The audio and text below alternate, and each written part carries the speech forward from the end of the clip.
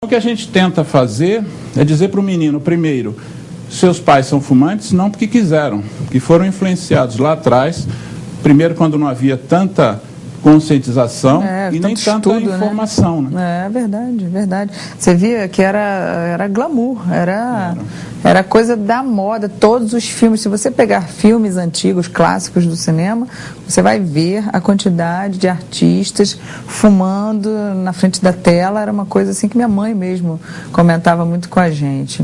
Por conta disso que nós estamos ouvindo, essa história de dependência psicológica. De onde surgiu isso, essa balela, doutor? Conta aí pra gente. Dependência física e química, né? Antigamente dizia-se que o fumo era um hábito, depois que era vício. Hoje em dia a gente diz que é uma doença, que é composta de uma série de coisas. Ela tem a questão da dependência físico-química, ou seja, o cérebro, quando ele entra em contato com a nicotina, ele produz certas substâncias que só a nicotina faz produzir, né? Causa prazer, né? Aí o que acontece? Quando ele fica sem a nicotina, ele fica sem as tais substâncias, como dopamina, serotonina, uma série de substâncias chamadas neurotransmissores.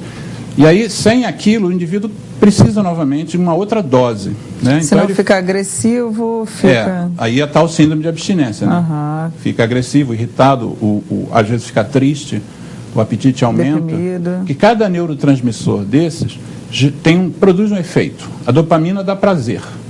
Sem a dopamina, você fica triste.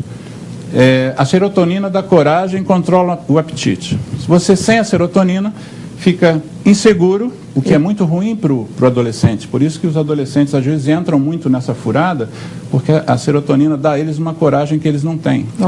Olha bem. E sem a serotonina, você tem mais apetite. Então, muitas meninas estão entrando nessa, porque o exemplo de algumas amiguinhas diz a elas assim, se você ficar fumando, você vai controlar seu peso. Né? Viu essa história? E aí, enfim... Quer dizer, as consequências dessa atitude, assim, mas é uma atitude super interessante para a indústria, né? A indústria quer mesmo que as mulheres acreditem que fumar é da hora. Então, por exemplo, na China, a China é o país que mais produz cigarro no mundo. Mas, em compensação, é o país que mais tem fumantes e é o país onde se espera que vai ocorrer o maior holocausto em termos de saúde pública, né? Bom, a gente vai dar uma pausinha para o intervalo e quando voltarmos eu quero falar exatamente sobre essa história das mulheres estarem fumando cada vez mais, meninas fumando cada vez mais.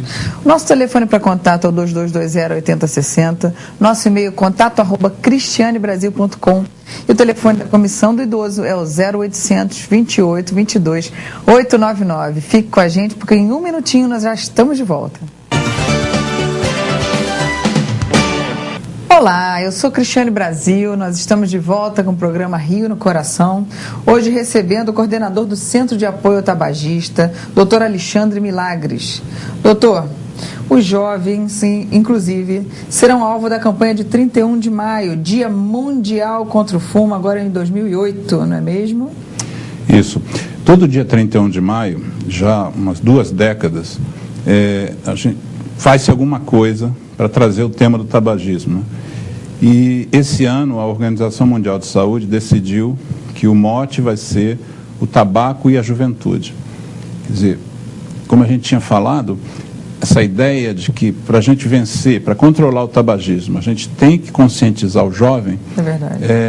Nesse momento, nesse dia 31, o que a gente estima é que o mundo inteiro discuta essa questão, que é uma questão muito séria, né? É uma questão que, se a gente...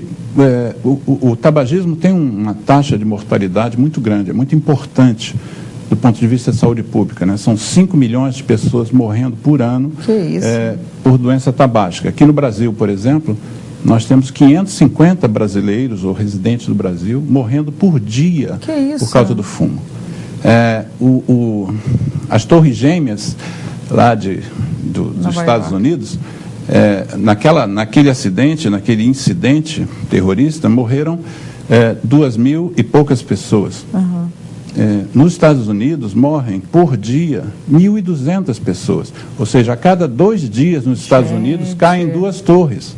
E o nosso presidente Bush, presidente que, se Deus quiser, está abandonando a liderança planetária, ele se associou à indústria do tabaco.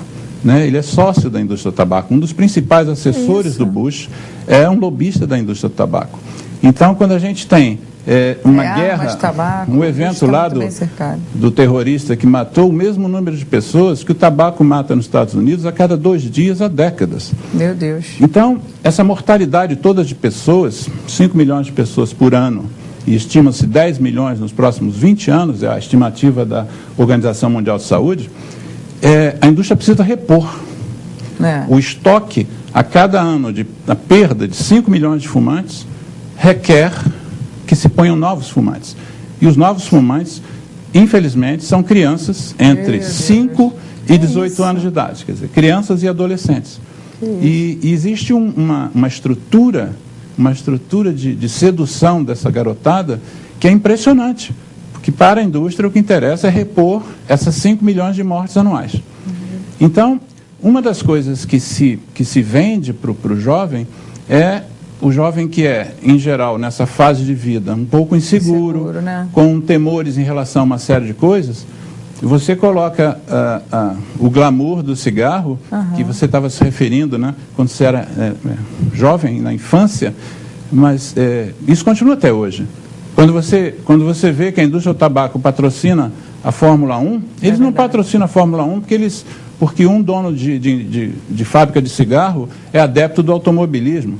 É porque eles sabem que para cada 10 meninos que assistem a Fórmula 1 e vê uma marca do Marlboro, ou do Gitane, ou de outras indústrias de tabacos e marcas de cigarro, correndo a 300 km por hora, ele intui que aquilo ali vai dar potência a ele, né? Aquilo ali vai dar força. E o que acontece com as meninas? Algo muito semelhante.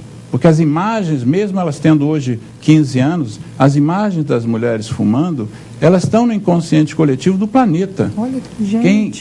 Quem viu aquelas meninas que eram por exemplo, a Ingrid Bergman e a Rita Hayworth, o que eles fizeram com a geração da sua mãe, da nossa geração, mas eu acredito também que isso alcance até a geração que hoje está começando. Olha. Porque o efeito cumulativo dessa imagem glamurosa de que a mulher ficaria mais bonita e mais charmosa se fumasse, né? Hoje a gente vê o absurdo disso, mas infelizmente as pessoas ainda fumam porque acham que vão perder peso, fumam porque acham que vão controlar melhor a silhueta.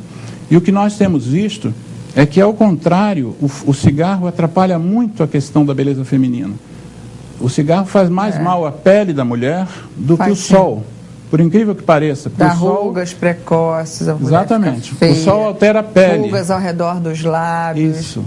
Exatamente. Uma outra semana entrevistei também uma doutora que falou sobre isso, para você se olhar fumando no espelho, que você vai ver que todas as marcas e linhas de expressão estão ligadas ao movimento que faz na hora de puxar um cigarro. Faça esse teste, vá até o banheiro, faça o movimento de fumar, que você vai ver todas as marquinhas, as ruguinhas horrorosas que craquelam a sua boca por causa desse hábito nocivo. Doutor, como o jovem pode evitar a pressão de ter que fumar para se enquadrar, para se sentir pertencente a um grupo? Como ele pode fugir disso?